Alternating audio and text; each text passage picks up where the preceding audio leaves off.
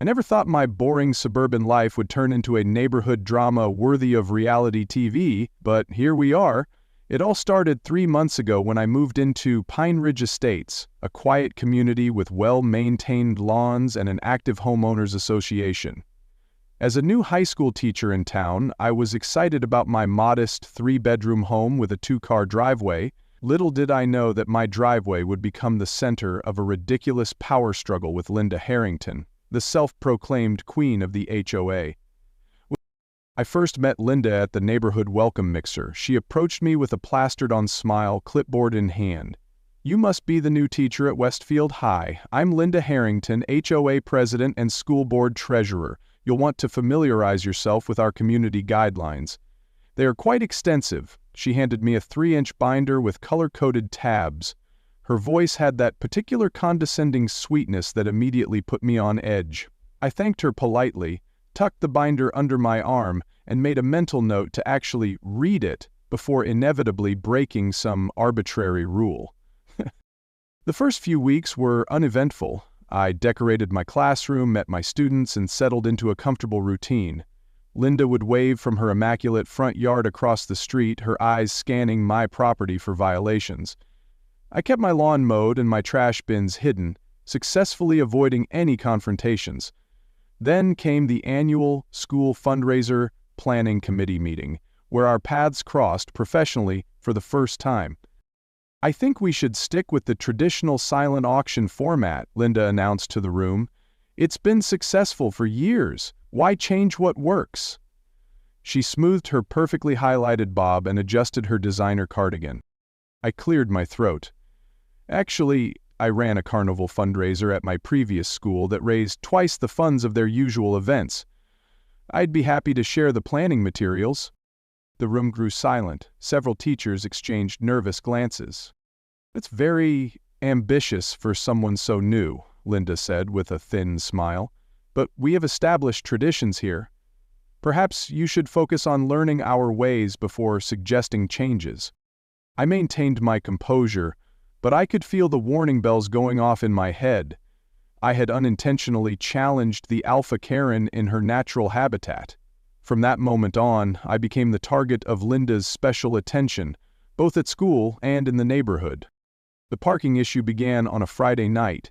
I had friends visiting from out of town and had parked my Jeep Wrangler in my own driveway alongside my daily driver's sedan.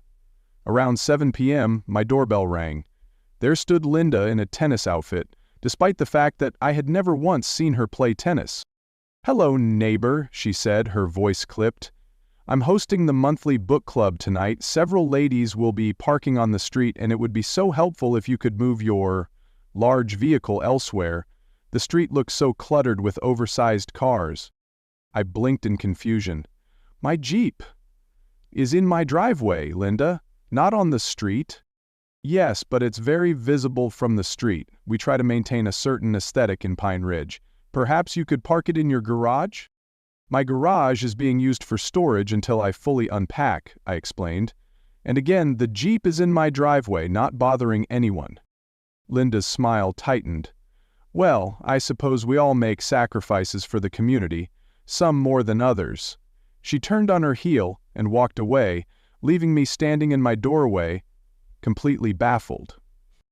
That night, I received a text message from an unknown number. "Vehicle in violation of HOA aesthetic guidelines, please remedy." I deleted it and went to bed. The next morning, a printed notice was taped to my Jeep's windshield citing a non-existent rule about excessive recreational vehicles.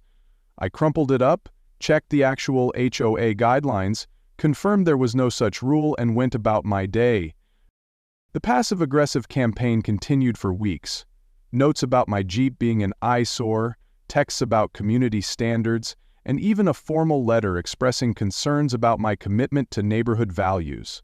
I documented everything but chose not to engage directly. Meanwhile at school, Linda made sure I was assigned to the least desirable committees and routinely questioned my teaching methods during board discussions. The situation escalated when I was selected to lead the spring fundraiser despite Linda's objections. The principal had been impressed with my detailed proposal and previous experience. Linda cornered me in the parking lot after the meeting. You may have charmed Principal Barnes, but this community has standards and traditions. You're not changing things that have worked perfectly fine for years," she said through gritted teeth. I maintained my professional tone. "The goal is to raise money for the school, Linda. If we can do that more effectively with new ideas, isn't that what matters?" She stepped closer, her designer perfume overwhelming. "You don't understand how things work here. People who don't fit in don't last long." The veiled threat hung in the air between us. I simply smiled and got into my car. That weekend I received 3 separate HOA violation notices, all for increasingly absurd infractions. Improper mailbox height, it was standard USPS height, unapproved front door color, it was the same color as when I bought the house, and my personal favorite, aggressive vehicle presence regarding my Jeep. I decided to address the situation directly at the next HOA meeting. I presented photographic evidence that my property was in compliance with actual written guidelines and requested that the harassment stop. Linda, presiding over the meeting, dismissed my concerns as the overreactions of someone unfamiliar with community standards. Several neighbors shifted uncomfortably in their seats, but no one spoke up. Things reached a breaking point the weekend of the spring fundraiser. My carnival-themed event had been wildly successful, raising nearly 3 times the funds of previous years. Students, parents, and faculty were thrilled. Everyone except Linda, who had spent the entire event documenting safety violations that didn't exist. I returned home exhausted but satisfied, looking forward to a quiet Sunday to recover. At 2 a.m. my doorbell rang incessantly. Groggy and confused, I made my way downstairs to find Linda standing on my porch, arms crossed, flanked by 2 embarrassed-looking women I recognized from her book club. "You need to move your Jeep immediately," she demanded without preamble. "My sister and her family just arrived from Chicago and they need to park in your driveway." I stared at her, certain I was still dreaming. "What? No, it's 2 in the morning and that's my driveway. We're having a family reunion tomorrow. The street will be full and your driveway is closest to my house. It's the neighborly thing to do," she insisted, as if this was a perfectly reasonable request. "Linda, I'm not moving my Jeep out of my own driveway so your family can park there. That's absurd. Please leave so I can go back to sleep." Her face contorted with indignation. "This is exactly the kind of selfish attitude that doesn't belong in Pine Ridge. The HOA has community easement rights." "That's not what an easement is," I said, my patience wearing thin. "Good night, Linda." I closed the door and went back to bed, ignoring the continued ringing of my doorbell for the next 5 minutes. I thought that would be the end of it. I was wrong. At exactly 4:03 a.m., I was jolted awake by pounding on my front door. Through the peephole, I saw 2 police officers standing on my porch. I opened the door, confused and concerned. "Ma'am, we received a 911 call about a trespassing situation and possible threat," one officer explained. "Trespassing? I've been asleep," I said, thoroughly confused. The second officer looked uncomfortable. "The caller stated that you're illegally preventing her from accessing a community easement and made threatening statements." As they spoke, Linda emerged from the shadows of her front porch across the street, arms crossed triumphantly. The pieces clicked into place.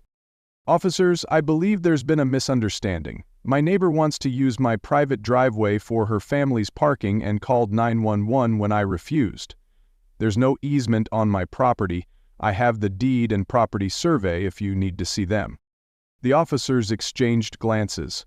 One sighed heavily, suggesting this wasn't their first encounter with a situation like this. They took my statement, and I provided copies of the harassment documentation I'd been keeping. As we talked, Linda marched across the street, dragging a half-asleep man I assumed was her husband. "Officers, I want that vehicle towed. It's in direct violation of—" "Ma'am," the older officer interrupted firmly, "we've established that the driveway is private property, and your neighbor is under no obligation to let you use it. Furthermore, making a false 911 call is a serious offense." Linda's face went through a fascinating transformation. Shock, outrage, and then a calculating smile. "There must be some confusion. I never called 911. I was merely concerned when I saw suspicious activity at my neighbor's house." The officer's expression remained impassive. "We have the recorded call, ma'am. Now I strongly suggest you return home and cease contact with your neighbor. If there are legitimate HOA concerns, they can be addressed through proper channels during reasonable hours." Linda's husband gently led her away as she sputtered about community standards and proper procedures. I thanked the officers for their time and managed to get a few more hours of sleep before my alarm went off. The next day I submitted a formal complaint to the HOA board about Linda's harassment, including the police report number from the 911 incident. I also sent copies to the school board, where Linda's position as treasurer gave her significant influence. I wasn't trying to cause trouble, but I needed the harassment to stop. 3 days later, I received an email from the school board president requesting a meeting. When I arrived, I was surprised to find not only the president but the entire board and the district superintendent. They had launched an investigation following my complaint and discovered some irregularities in the fundraiser accounts Linda had been managing. It seemed she had been remilitating funds for years, using school donations to pay for HOA legal consultations and community events that doubled as campaign activities for her husband's city council aspirations. The following week, a certified letter arrived from the HOA board. They had called an emergency session and voted to remove Linda as president, citing abuse of position and actions bringing negative attention to the community. The letter included a formal apology for the harassment I had experienced and an assurance that my property, including my Jeep, was in full compliance with community guidelines. The final blow came during a special school board meeting where Linda was publicly asked to resign from her treasurer position. As the superintendent detailed the financial discrepancies, Linda's face reddened with each word. When he mentioned the potential for criminal charges if full restitution wasn't made, she let out an audible gasp. The room watched in stunned silence as Linda Harrington, Queen of Pine Ridge Estates, was handed a document outlining the $23,467 she would need to repay to avoid prosecution. Her perfectly manicured hands trembled as she took the paper, her carefully constructed world of control crumbling around her. "This is absurd! I've given everything to this community," she exclaimed, her voice cracking with indignation. But looking around the room at the faces of neighbors and colleagues who had finally seen behind her facade, she seemed to realize that her reign was truly over. Without another word, she gathered her designer handbag and left the room, the sharp click of her heels echoing her departure from power.